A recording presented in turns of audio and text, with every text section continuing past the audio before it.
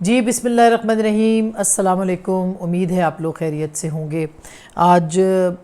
ظاہر ہے کہ پاکستان کے جو معاملات ہیں اس کے اوپر بہت بات ہو رہی ہے۔ آج سپریم کورٹ کے اندر بھی ایک بینچ جو کہ بیٹھا ہوا ہے،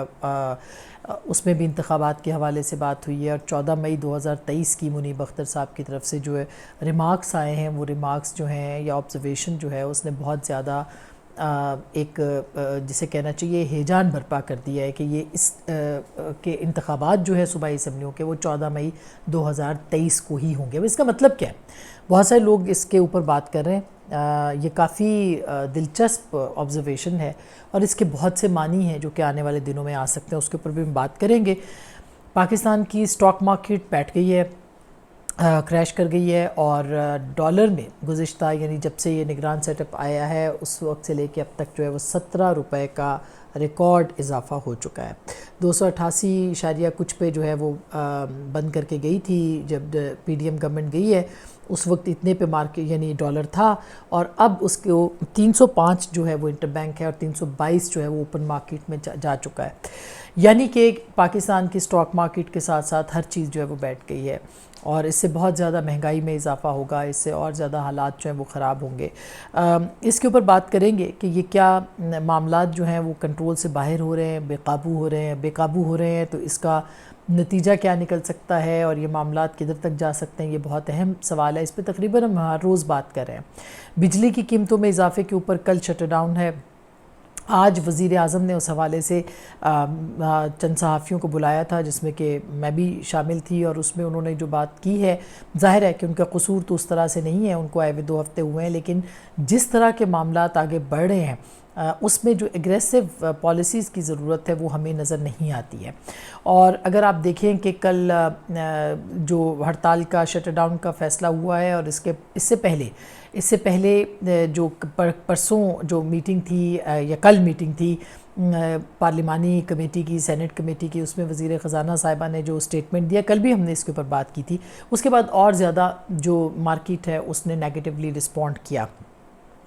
تو ایسے لگتا ہے کہ ظاہر ہے کہ چیزوں کو سمجھنے میں بہت وقت لگے گا، لیکن پاکستان ایک تجربہ گاہ بن چکا ہے۔ پاکستان کے اندر مختلف تجربے ہوتے ہیں۔ نگران سیٹ اپ کا بننا ایک آئینی ضرورت تھی، اور یہ آئینی ضرورت پوری ہوئی ہے، اس میں کوئی دو رائے نہیں ہے کہ کیئر ٹیکر سیٹ اپ کو آپ اس طرح سے بلیم نہیں کر سکتے جس طرح سے پچھلی حکومتوں کو آپ بلیم کرتے رہے ہیں۔ آپ نے دیکھا کہ اس سے پہلے جو معاملات خراب ہوئے، یعنی کہ آپ بہت سارے لوگ جو ہے اس بات کو بہت وہ اس طرح سے دیکھتے ہیں کہ یہ کس طرح سے معاملات خراب ہوئے۔ پاناما کا کیس ہوا، پاناما کے کیس میں جوڈیشری نے جو کردار ادا کیا، ایک وزیر اعظم گھر چلا گیا، دوسرا وزیر اعظم آیا، 2017 میں پی ایم ایل این کی حکومت گھر گئی، اور اس کے بعد پھر آپ دیکھیں کہ ایک ایکٹیوزم ہے جو کہ ہمیں جوڈیشری کے اس سے اوپر نظر آتا ہے۔ جوڈیشری کبھی کسی کو صادق اور امین کا سرٹیفکیٹ بانٹتی رہی، کبھی کسی کے لیے جو رستے ہیں وہ ہموار کرتی رہی۔ جوڈیشری اور اسٹیبلشمنٹ کا جو ایک نیکسس تھا، اور جو ان کا ایک جوڑ توڑ تھا، وہ جو ایک تبدیلی پروجیکٹ تھا، اس تبدیلی پروجیکٹ کے لیے جس طرح سے راہ ہموار کی گئی، آج پاکستان جو ہے وہ بہت سارے اور مسائل کے ساتھ ایک بڑی وجہ وہ تبدیلی پروجیکٹ، وہ ایکسپیریمنٹ، وہ تجربہ بھی تھا جو کہ پاکستان کے اندر جو ہے وہ کیا گیا۔ اور آپ نے یہ بھی دیکھا ہوگا کہ اس کے بعد پھر جب بہت سارے لوگ کہتے ہیں کہ یہ تو کرونک پرابلم تھا، بالکل کرونک ہے یہ 1947 سے لے کے یوں تو پھر اگر آپ کہیں تو آپ جو پارٹیشن ہوئی تھی اس سے بھی پہلے چلے جائیں گے کہ پاکستان کے کیا انڈو پاک کے کیا مسائل تھے یا بر صغیر کے کیا مسائل تھے، لیکن ہمیں چیزوں کو جو ہے وہ کلوزلی مہذب عدسے کے ساتھ بھی دیکھنا پڑے گا کہ ریسنٹ پاسٹ میں پاکستان نے ایسے کون سے فیصلے کیے۔ بلا شبہ اسٹیبلشمنٹ کی سیاست میں مداخلت اور تجربے جو کہ پاکستان کے ساتھ پچھلے 5 سال دہرائے گئے، اور اس سے پہلے جوڈیشری مختلف مواقع کے اوپر اور اس تبدیلی پروجیکٹ کے اندر جو جوڈیشری کا کردار رہا، میرا خیال ہے کہ اس میں اگر کہا جائے کہ پاکستان جو ہے وہ اس میں سب سے برا ایکسپیریمنٹ جو تھا وہ یہ تھا کہ ہر چیز کے اندر مداخلت جو ہے وہ کی جاتی رہی، اور دونوں کی طرف سے، اسٹیبلشمنٹ بھی اور جوڈیشری کی طرف سے بھی۔ حال ہی میں کسی کو کیسے بھول سکتا ہے کہ 63A کا جو فیصلہ ہوا تھا اس میں ایک حکومت جو کہ عدم اعتماد کے ذریعے سے آئی تھی، اس میں اس کو گھر واپس بھیجنا، اس کے لیے تقریباً ری رائٹ کر دینا آئین کو، پھر دوسری حکومت کا آنا، پھر دوبارہ اس حکومت کو بچانے کے لیے پرویز الہی صاحب کے جو فیصلہ ہے اس کو کریکٹ کرنے کی کوشش کرنا، یہ بھی ایک تجربہ تھا جو کہ پاکستان کے ساتھ کیا گیا۔ پاکستان کے موجودہ بنیادی مسائل میں سب سے بڑا مسئلہ اسٹیبلشمنٹ کی مداخلت کے ساتھ ساتھ جوڈیشری کا پارٹیزن ہونا، ان کا پارٹی بننا، اور پاکستان کے مسائل کو اس طرح سے دیکھنا کہ اپنی نظر سے دیکھنا، میرا خیال ہے کہ یہ سب سے بڑا المیہ رہا ہے اور آج بھی ہے۔ یعنی اس سے ابھی تک آپ جان نہیں چھڑا سکے، ابھی تک آپ ان معاملات کو جو ہے وہ کر نہیں سکے۔ مثلا آج اگر دیکھا جائے تو جو انوائرمنٹ بنا ہوا ہے، کیا مارکیٹ یا جو معاشی پاکستان کی صورتحال ہے وہ کسی صورت تھوڑی سی کھڑی ہونے لگتی ہے تو کوئی نہ کوئی ایسا فیصلہ آ جاتا ہے، کوئی نہ کوئی غیر یقینی کی صورتحال آ جاتی ہے کہ جس سے ایک مرتبہ پھر جو ہے وہ معیشت نام ہوتا ہے عدم اعتماد کا، کہ اعتماد جو ہے وہ مختلف جو آپ کے انڈسٹریلسٹ ہیں، آپ کی جو انڈسٹری ہے، آپ کی جو صنعت ہے، آپ کی جو زراعت ہے، ان سب لوگوں کے اندر اعتماد ہوگا تو وہ انویسٹ کریں گے یا کام کریں گے تو پھر جو ہے وہ معیشت آگے بڑھے گی۔ لیکن جب کسی کو یہی نہیں پتہ کہ اگلے یعنی پچھلے 16 مہینے اس سے پہلے کی بات کر رہی ہوں کہ یہ حکومت جو ہے یہ چند دنوں کے مہمان ہے، ختم ہو جائے گی، اب تو ویسے ہی نگران سیٹ اپ ہے جو کہ سب کو پتہ ہے کہ یہ 6 مہینے میں نہیں تو 5 مہینے میں، 5 مہینے میں نہیں تو 4 مہینے میں یہ اپنے گھر چلی جائے گی۔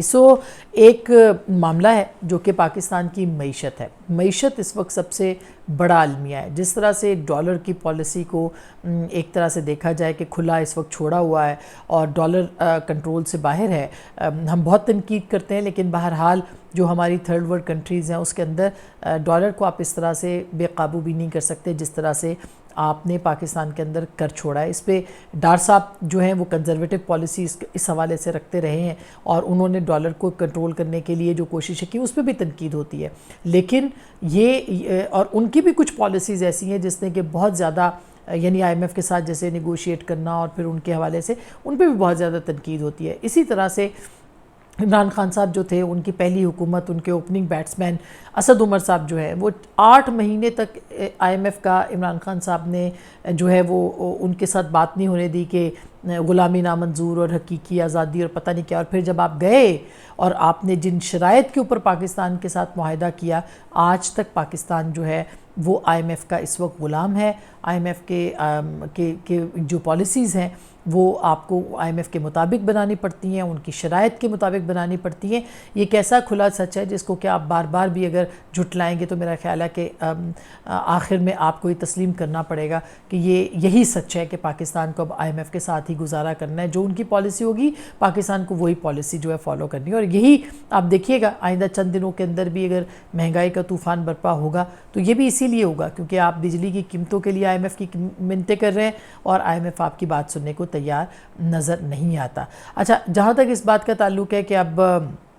جو معاملات ہیں وہ کس طرف جائیں گے، انتخابات کی طرف جائیں گے، جانا چاہیے، یہ پاکستان کی آئینی ضرورت بھی ہے، پاکستان کی ایک معاشی صورتحال بھی ہے جو کہ آگے جا کے اس کے مطابق پاکستان کو جو ہے وہ چلنا ہوگا، اور یہی وہ معاملات ہیں جس کے اوپر